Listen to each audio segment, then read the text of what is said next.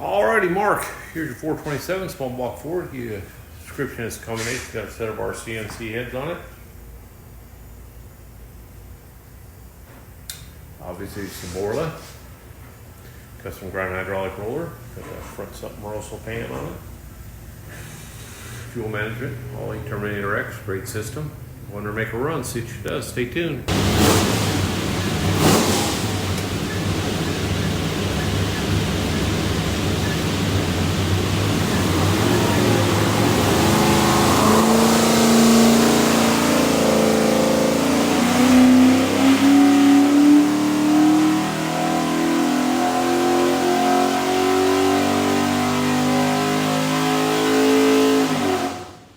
Alrighty, 3,600, 468 foot-pounds of torque, peak torque 547, good flat there.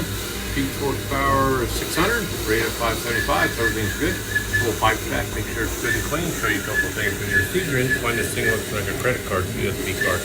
It is full of technical information. Highly recommend watching it. In the crate will be this engine spec sheet. It'll have some more data on it. So definitely read through that. Have a great day.